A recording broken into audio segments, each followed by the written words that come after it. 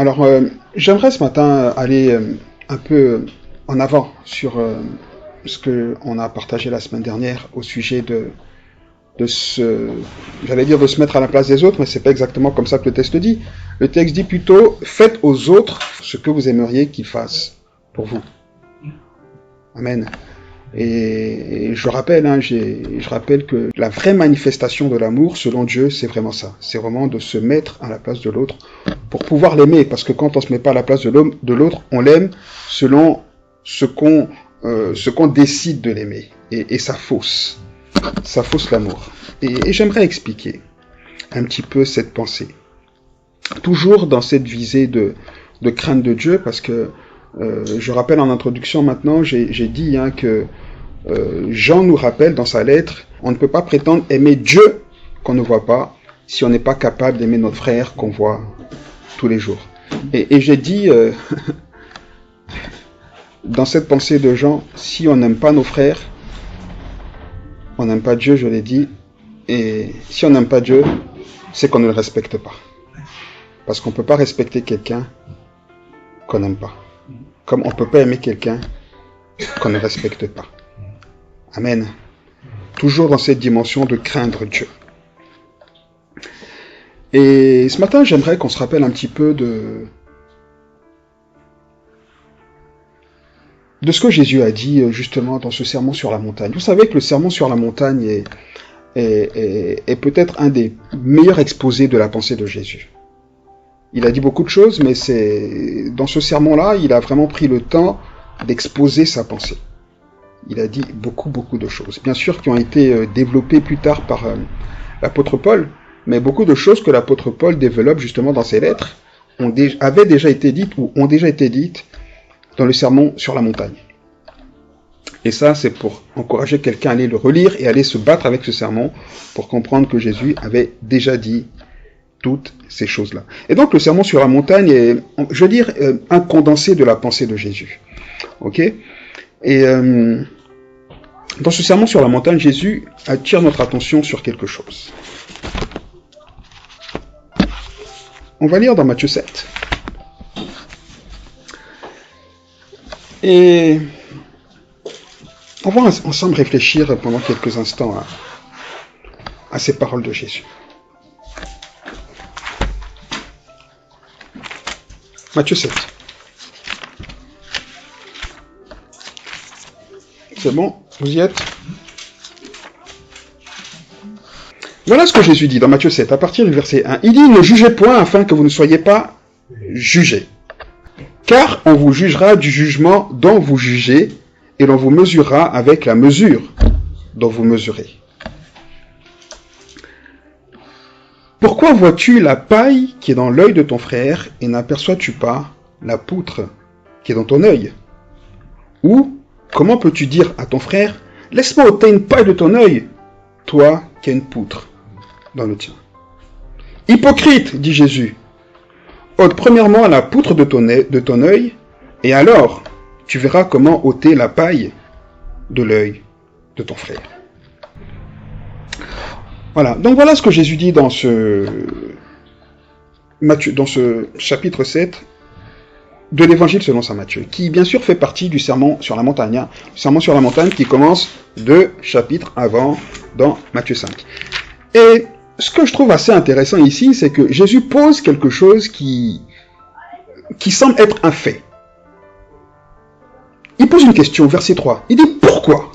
Pourquoi faites-vous ça? Pourquoi vois-tu la paille qui est dans l'œil de ton frère et n'aperçois-tu pas la poutre qui est dans ton œil? Et Jésus, quand il dit ça, il parle à tout le monde, en fait. Il parle à tout le monde. Mais ce qui m'interpelle ici, c'est qu'il ne dit pas, pourquoi certains parmi vous ont tendance à vouloir enlever la paille qui est dans l'œil de leur voisin plutôt que de prendre la peine d'enlever la poutre qui est dans leur œil. En fait, il dit pourquoi vous faites ça. Et j'ai l'impression que Jésus ici parle à tout le monde. J'ai l'impression ici que Jésus nous dit que dans nos relations avec les autres, on a tendance à être des juges.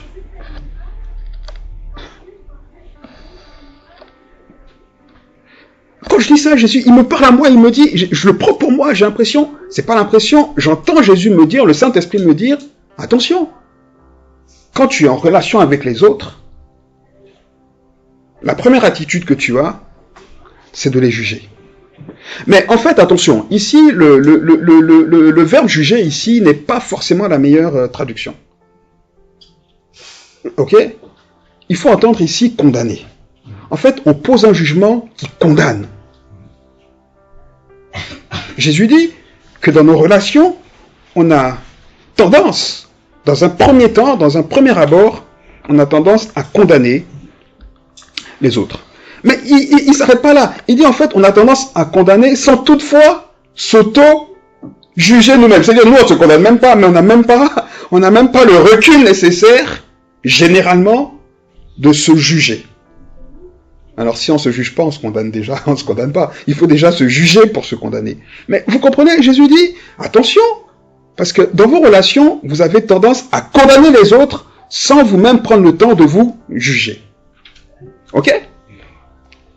Et Jésus nous met en garde contre ça. Il dit, faites attention, parce que ce que vous faites, on vous fera la même chose. Verset 2. Et quand Jésus dit, car on vous jugera du jugement dont vous jugez, il parle de qui? Qui nous jugera du jugement dont on juge les autres? C'est Dieu lui-même.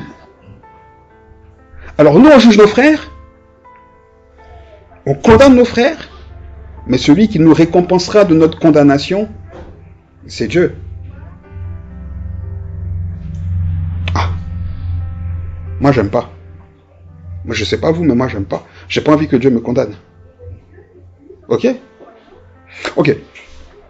Mais comme Jésus est bon, comme il est fondamentalement bon, il nous explique qu'il y a un moyen de sortir de là. Il y a un moyen de ne pas être dans le jugement, dans la condamnation dans nos relations. Et c'est là qu'il dit justement un peu plus loin au verset 12, que si vous voulez avoir des relations saines, des relations dans lesquelles vous ne condamnez pas les autres, et des relations dans lesquelles vous avez la capacité de vous juger, pour juger les autres à la mesure de laquelle vous vous jugez vous-même. Verset 12, tout ce que vous voulez que les hommes, les autres fassent pour vous, faites-le vous-même pour eux, car c'est là la loi et les prophètes. Amen.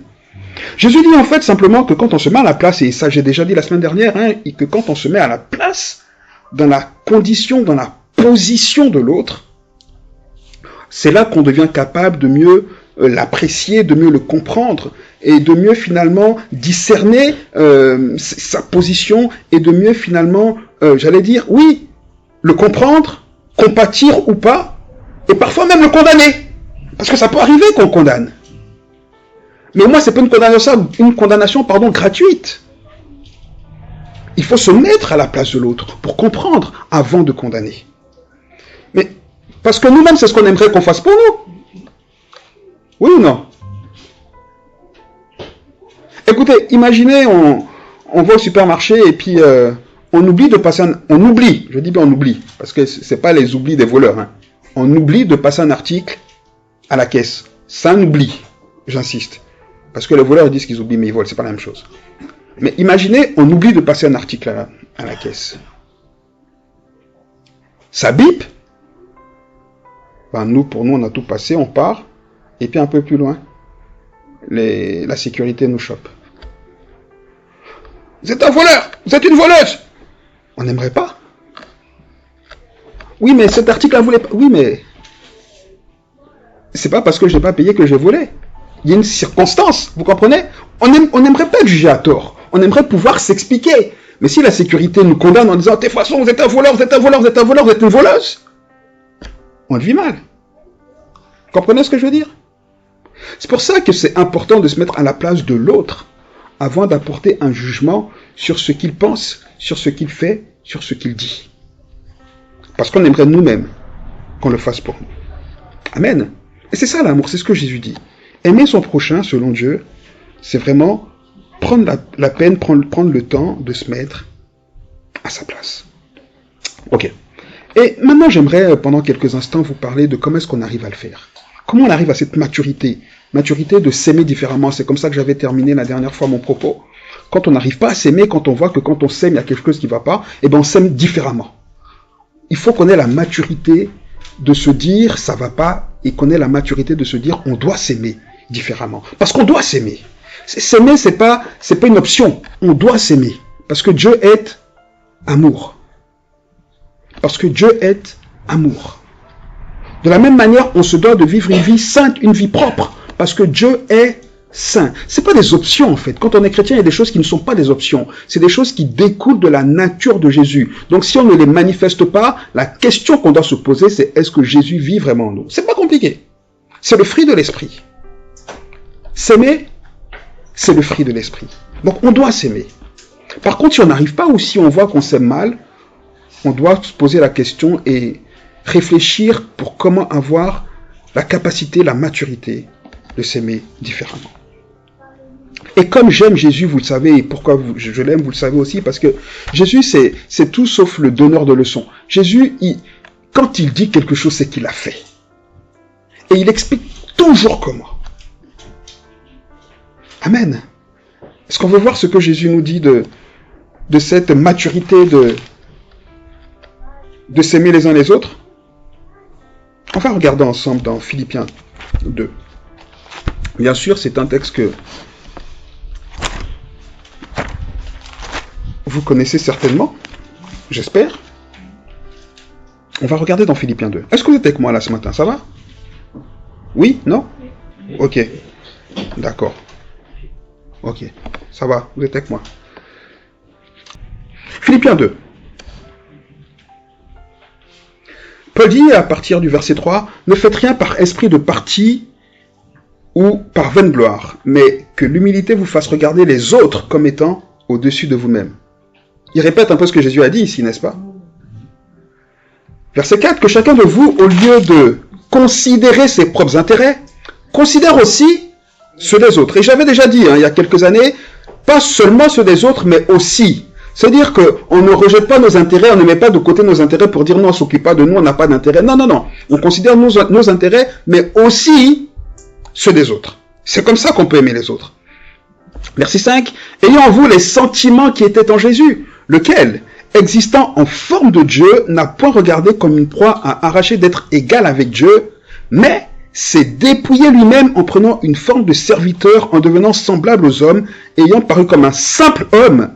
Il s'est humilié lui-même, se rendant obéissant jusqu'à la mort, même jusqu'à la mort sur la croix. »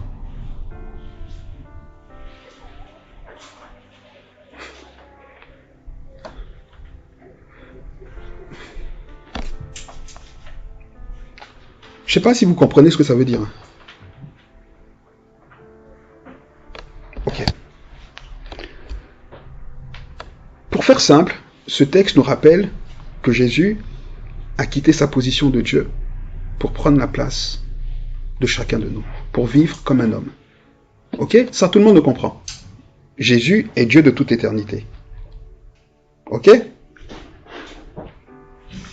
Et Jésus qui est Dieu, il a laissé de côté sa place de Dieu pour marcher comme un homme. C'est bon? Ok, gardez cette image, on va y revenir. L'auteur de l'Épître aux Hébreux nous dit exactement pourquoi est-ce que Jésus a fait ça. Et c'est ça que j'aimerais qu'on retienne. Donc, gardez Philippiens 2, on va y revenir dans 2 minutes. Mais regardez vite fait avec moi Hébreux, le chapitre 4. Hébreux 4. Et c'est donc l'auteur de l'Épître aux Hébreux qui nous explique pourquoi Jésus a renoncé à sa gloire divine pour prendre une forme humaine. Il dit au verset 15, « Car nous n'avons pas un souverain sacrificateur qui ne puisse pas compatir à nos faiblesses. Au contraire, il était tenté comme nous en toutes choses sans commettre de péché. » Qu'est-ce que ça veut dire? Ça veut dire que Jésus, qui doit nous juger,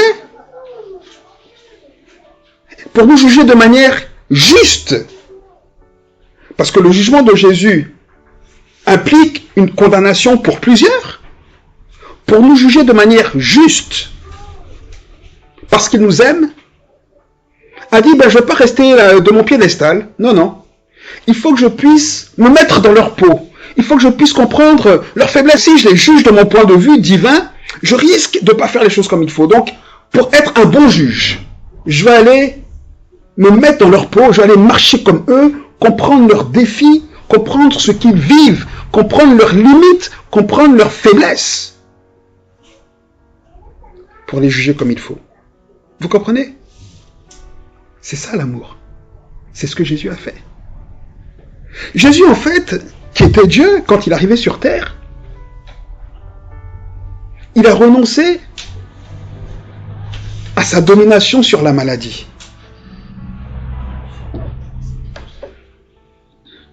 C'est-à-dire que Jésus, sur terre,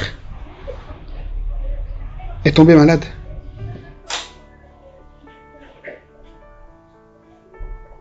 La Bible ne le dit pas, mais si Jésus n'est jamais tombé malade, c'est que ce n'était pas un homme. S'il était 100% homme, c'est qu'il a dû tomber malade. C'est impossible qu'en 33 ans, Jésus n'ait jamais pris froid.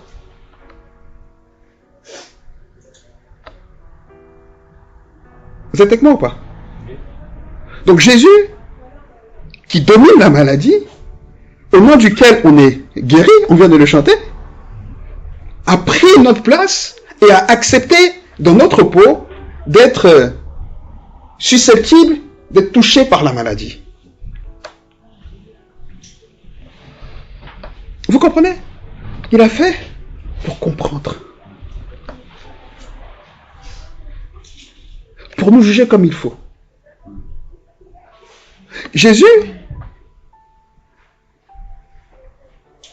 qui est Dieu de toute éternité, quand il est venu sur terre, il a accepté de se faire insulter par des gens qu'il a créés. Enfin, je ne sais pas si vous comprenez ce que j'essaie de vous dire ce matin. En fait, Jésus, et c'est ce que Paul nous dit, par amour pour nous juger comme il faut, pour nous aimer comme il faut, a renoncé entièrement à tout ce qu'il était pour prendre une forme totalement humaine. Et Paul dit justement que c'est ce qu'on doit faire. Il dit qu'on n'y arrive pas, il le dit, hein, on revient à Philippiens 2. Il dit voilà pourquoi est-ce que vous vous jugez de manière naturelle dans vos relations. Verset 3, Philippiens 2, verset 3. Il dit parce que vous faites les choses avec un parti pris, par esprit de parti. Il dit vous faites les choses, esprit de parti c'est en fait la rivalité. C'est traduit comme ça dans d'autres versions, n'est-ce pas? Oui. Il dit en fait, dans nos relations, en fait Paul dit on a des penchants charnels, naturels. On a des penchants humains, naturels, qui sont le résultat du péché. Et ces penchants-là font que quand on est en relation avec quelqu'un, de manière naturelle, on a tendance à aborder cette relation-là avec de la rivalité. De la rivalité positive ou négative, hein. Soit ça va être, oh, bon, moi je parle pas avec des gens comme ça, moi, bon, nous n'avons pas les mêmes valeurs, hein.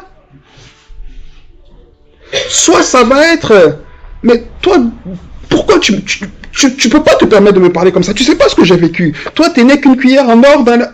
Vous comprenez? Il y a toujours un esprit, vous comprenez ce que je veux dire ou pas? De rivalité. Ok? Il y en a un qui va estimer que toi, tout te réussit parce que toi, t'es né comment on dit, dans du coton, c'est ça? C'est ça? Tandis que moi, j'ai galéré, alors tu peux rien me dire. Tu sais pas ce que c'est la galère. Rivalité. L'autre va dire, toi, t'es un cassos, toi. Tu fais rien pour te bouger, toi. T'es un cassos. Rivalité. Parce que lui, il est né avec une cuillère en or dans la bouche. Toujours cet esprit de rivalité. Toujours de compétition. On a toujours l'impression, on est toujours dans cette rivalité de je suis mieux que toi à quelque part, j'ai galéré plus que toi, donc je suis plus méritant que toi, je suis mieux placé que toi, donc je suis plus méritant que toi. En fait, dans nos relations, il y a toujours cet esprit de parti. Toujours. De concurrence, en fait, finalement. Ok? Ça fait partie de nos penchants naturels. Ensuite, il dit autre chose. Il dit donc, ne faites rien par esprit de parti. Ou par vaine gloire. Vaine gloire. Le désir d'être mis en avant. Parce que finalement, quand on est dans cet esprit de parti, au fond, c'est quoi? C'est pour se mettre en avant. Et ce qui est drôle, c'est que, là encore, quand on revient à ce que Jésus a dit, et j'aimerais vraiment insister pour ceux qui pensent que non, moi je suis pas comme ça, on est tous comme ça. Tous dans nos relations. Tous. Le seul truc, c'est que, en fonction de notre caractère, en fonction du vécu de l'un ou de l'autre, etc., pour l'un ou pour l'autre, ce sera plus accentué ou pas. C'est-à-dire que ce sera plus manifeste, ce sera plus visible pour l'un que pour l'autre, en fonction du caractère, en fonction du vécu, en fonction de plein de choses. Mais de toutes les façons, dans nos relations, on part tous avec ces mauvais penchants-là. Amen. Et Paul dit en fait que tant qu'on a ces penchants-là, tant qu'on aborde nos relations comme ça, on est incapable d'aimer selon ce que Dieu veut qu'on aime. Parce qu'on ne peut pas se mettre à la place de l'autre. Écoutez, imaginez, je ne vais pas citer quelqu'un en particulier, mais imaginez quelqu'un qui est, allez, on va dire quelqu'un qui est né dans une famille royale. Ok, on va dire en Angleterre. Quelqu'un qui est né dans la famille royale anglaise. Ok, qui rencontre quelqu'un qui est né dans un quartier difficile de Londres. Quartier populaire, difficile, un quartier vraiment laissé à l'abandon. Et qui n'arrive pas à s'en sortir. Qui malheureusement est tombé dans le banditisme et qui se voit rongé par la drogue. Ok? Imaginons que ces deux personnes-là se rencontrent dans un bar. Ils ont le même âge à peu près. Et ils commencent à discuter. Imaginons que, on va appeler le gars du quartier populaire là, on va l'appeler Jack. Et le gars de la famille d'Angleterre, on va l'appeler John. Ça va? Vous me suivez? Jack et John. Imaginez que Jack raconte à John, ouais, mais moi, ma vie, c'est galère sur galère, y a rien qui marche, j'ai 25 ans, j'ai jamais bossé, y a rien qui va, j'ai pas d'avenir, tu vois, je suis addict à la drogue, je sais pas comment faire, j'ai personne dans ma vie, y a rien qui... Ok? Et que John lui dit, ouais, ben, je te comprends. À votre avis, il le comprend? Il peut pas le comprendre. Il peut pas le comprendre. Parce qu'il vit pas la même chose. Nous-mêmes, quand on regarde dans nos fratries, ok, mettez deux frères. Il y en a un qui réussit bien, il a bien réussi dans les études et tout. L'autre, il galère. Le frère qui galère, s'il dit à son frère, mais je sais pas, moi c'est toujours difficile, j'arrive pas, pourtant j'ai tout fait. Vous croyez que le frère qui a réussi va dire, ouais, ben je te comprends, c'est comme ça? Il va dire non. Écoute, on nous a mis dans les mêmes écoles, on a eu les mêmes chances, on a fait les mêmes choses pour nous, ben t'avais qu'à bouger en fait, t'avais qu'à. Oui, non. Prenez deux sœurs. Si l'une commence à dire, ouais, mais, tu vois, ben moi, j'ai fait une mauvaise expérience, mon mariage, il n'a pas marché, et que l'autre, qui a un mariage qui va plutôt bien, commence à dire, ouais, bah t'avais qu'à bien choisir, bon, t'avais dit, bah écoute, et puis quoi, bah. Pourquoi tu me dis ça? Ben oui, moi je te dis, c'est pour toi, tu sais, ben c'est parce que je t'aime, hein. C'est quel type d'amour, en fait? On condamne. En fait, on est comme les souris. On mord, et après, on souffle. Pour pas sentir. C'est ça en fait. Vous comprenez ce que j'essaie de dire? Et le problème, c'est que dans nos relations, on a tendance à être comme ça. On a tendance à être comme ça. C'est pour ça que nos relations sont faussées. C'est pour ça qu'on est incapable, en fait, finalement, d'aimer comme Dieu veut vraiment qu'on aime. Mais le problème, c'est que si on est comme ça dans toutes nos relations, on est comme ça aussi avec Dieu. Oui! C'est pour ça que Jean dit que si on prétend aimer Dieu qu'on ne voit pas, et qu'on est incapable d'aimer notre frère, c'est pas possible. Parce que notre frère, on le voit tous les jours au quotidien. Au quotidien, on voit ses efforts. Mais pour nous, il ne fait pas ses efforts parce que nous, on en fait plus ou bien on en a fait peut-être moins, mais on réussit mieux. On le condamne en fait. On le condamne. Et on va prétendre aimer Dieu, encenser Dieu. C'est pas possible. Ce que j'avais envie de vous dire ce matin, c'est vraiment qu'on doit faire preuve d'humilité en fait dans nos relations. C'est ce que Paul dit, il faut qu'on fasse attention à regarder les autres comme mieux que nous. Pour les juger de manière juste en fait. Comme ça au moins quand on a fait l'effort de voir l'autre comme mieux que nous, pour se mettre à sa place, pour bien le comprendre, pour discerner pourquoi est-ce qu'il fait ça, pourquoi est-ce qu'il dit ça, pourquoi est-ce qu'il est comme ça, si on doit le juger, même devant Dieu, on est juste. Par contre, si on doit l'aimer, on le fait sans effort. Parce qu'on comprend. Parce qu'on compatit. Parce qu'on s'est mis à la place.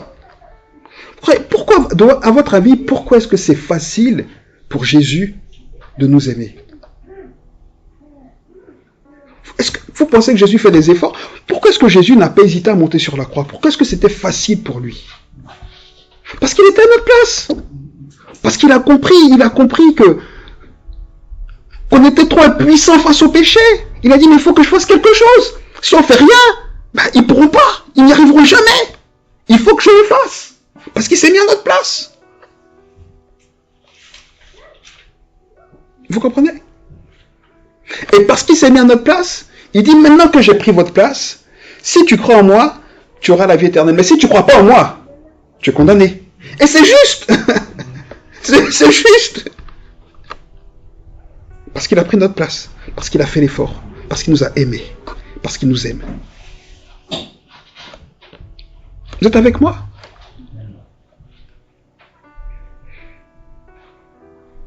Voilà. Si on vise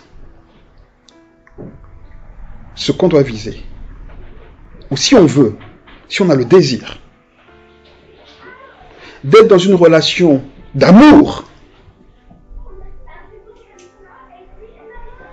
avec Dieu, ça ne peut pas se faire au détriment de nos relations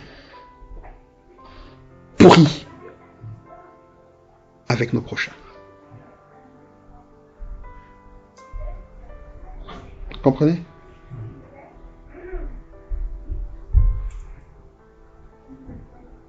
Jésus a raconté cette parabole du bon samaritain. Et il a posé la question. À votre avis, qui est son prochain? Qui est le prochain du samaritain?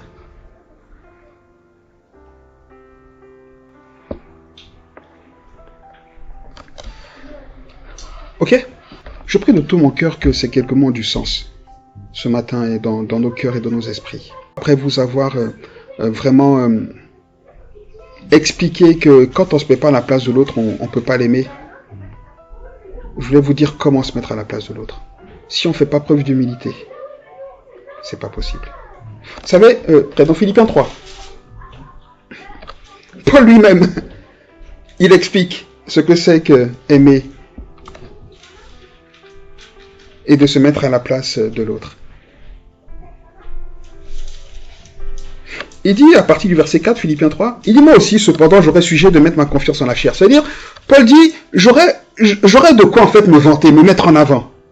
J'aurais de quoi me mettre en avant, en fait. J'aurais de quoi vous prendre de haut, en fait. Me taper sur la poitrine pour dire, ben moi, j'aurais de quoi, en fait. Vous comprenez? Il dit, si quelqu'un autre, croit pouvoir se confier en la chair, je le puis bien davantage. Et dis-moi, circoncis le 8e jour, de la race d'Israël, de la tribu de Benjamin, hébreu né d'hébreu, quant à la loi pharisien, quant aux zèles persécuteurs d'église, irréprochable à l'égard de la justice. En fait, ça, il faut le ramener à chacun dans ses valeurs.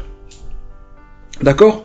Ce que Paul dit ici, si on se met dans la peau d'un politicien, ou d'un dirigeant, on va dire d'un dirigeant, Paul va dire, moi, j'ai réussi tous mes examens, j'ai même sauté des classes, j'ai fait l'ENA, j'ai 5 licences, j'ai une maîtrise, j'ai ci, j'ai ça, j'ai bossé dans ici. Il va développer son CV. Vous comprenez? Et le fait de développer son CV, il est en train de dire, moi je mérite, et toi pas. Vous comprenez ce que je veux dire? Mais Paul ne s'arrête pas là. Paul dit, après avoir développé son CV en disant, mais moi je pourrais me vanter. Au verset 7, il dit, mais toutes ces choses qui constituent ce que je suis, vous comprenez? Toutes ces choses desquelles on se gargarise, on se glorifie, mais chacun selon son point de vue. Chacun selon son point de vue. Il y en a qui se glorifient d'avoir galéré. Il y en a, leur carte d'identité, c'est « Moi j'ai galéré. » Ils nous cassent la tête avec ça. « Moi j'ai galéré. » Oui, mais t'as galéré. T'es pas le seul à avoir galéré, mon gars. Mais, oui. Il y en a, ils se glorifient parce qu'ils sont malades. « Ouais, mais tu sais pas ce que je vis. Moi je suis malade. Moi je souffre. » Oui, mais c'est la vie.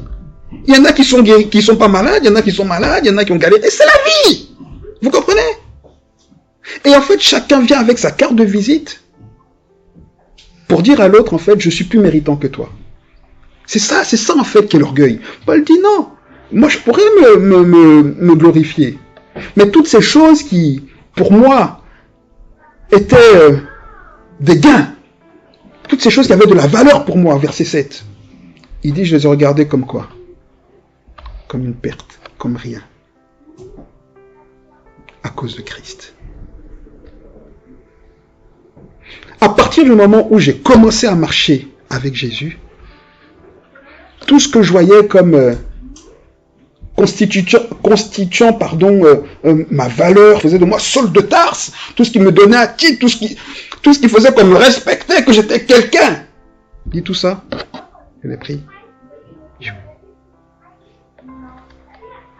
C'est comme ça que j'ai pu me mettre à niveau avec les autres.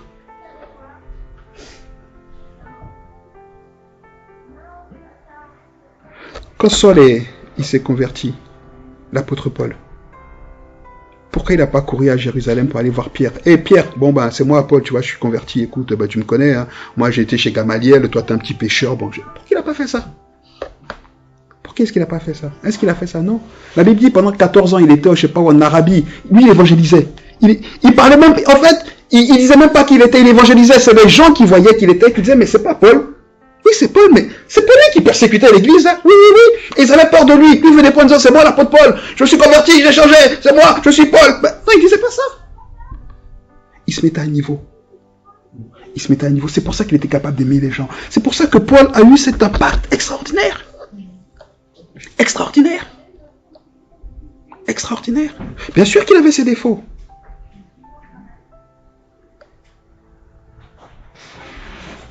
Mais ça, on ne peut pas lui enlever ça. Et c'est le même apôtre Paul qui est capable de dire de son piédestal. Dans 2 Corinthiens 12, dans 2 Corinthiens 12, de son piédestal. Il dit là-bas, mais le Saint-Esprit m'a donné une révélation extraordinaire de l'évangile. C'est-à-dire, vous n'avez pas idée de ma compréhension de l'évangile. Le même Paul. Et plus loin, il dit, mais pour ne pas que je sois enflé par cette connaissance,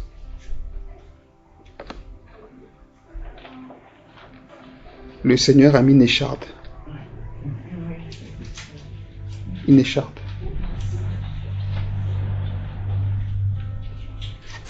même apôtre Paul, il dit, et cette écharde, en fait, je m'en réjouis. Parce que ce que j'ai compris, que pour être un bon croyant, pour être un bon disciple de Jésus, il faut que je sois faible. Parce que c'est quand je suis faible que je suis fort. Parce que quand je suis faible, je laisse toute la place à Jésus. C'est ça, vous comprenez?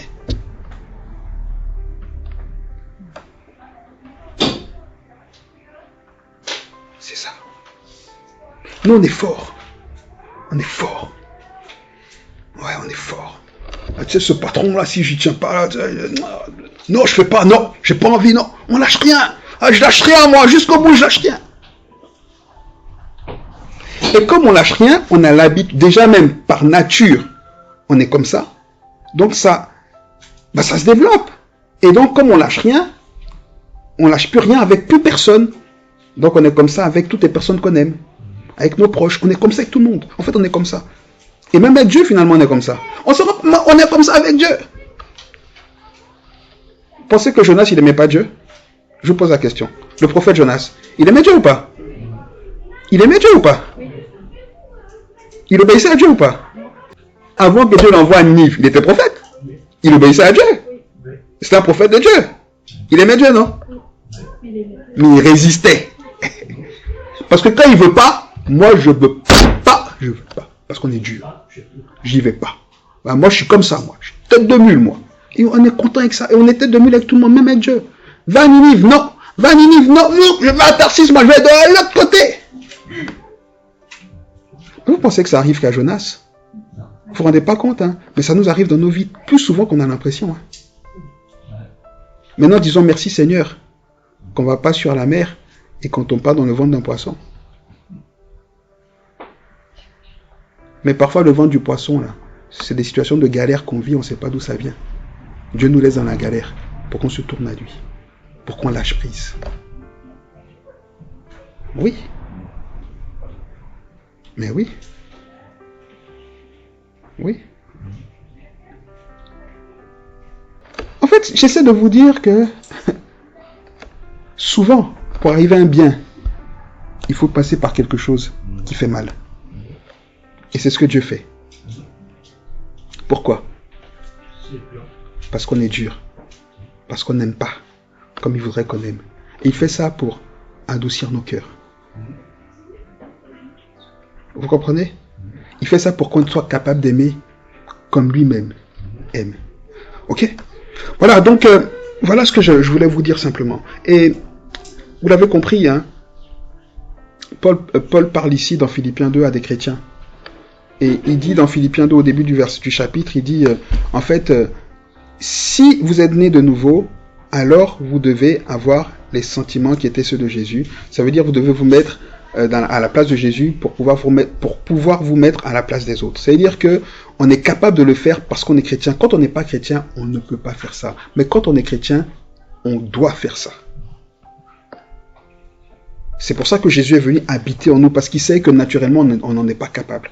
C'est pour ça qu'il allait le faire, et qu'en habitant en nous, il dit, ben maintenant, laisse-moi faire. Je vais le faire pour toi. Ok? Donc si à partir de là, tu continues d'être en relation, je dis tu, mais je parle à tout le monde, hein, moi inclus, tu continues d'être en relation avec les autres, selon ton bon vouloir, il y aura une opération dans l'année, ça va faire mal. Parce que maintenant qu'on a entendu, le Saint-Esprit va veiller à voir si on obéit. Vous comprenez? Moi je sais que vous n'aimez pas ça, hein, mais c'est mon devoir de vous dire. Parce que quand on enseigne, c'est pour mettre en pratique. Ok? Et quand on aime, comme Dieu aime. Regardez la fin de Philippiens 3. Il dit quoi? Quand il s'est mis à notre place, il est allé au plus bas. Il est mort, mais il n'est pas seulement mort, il est mort, la mort sur la croix. Et après, qu'est-ce qu'il dit dans Philippiens 2, pardon? Après, qu'est-ce qu'il dit? Il dit, c'est pourquoi aussi Dieu l'a souverainement élevé. Oui ou non? Oui, parce qu'il s'est soumis. C'est ça. La soumission précède l'élévation. C'est la Bible qui le dit. L'orgueil précède la chute, tandis que l'humilité précède la gloire. Que Dieu vous bénisse. Amen.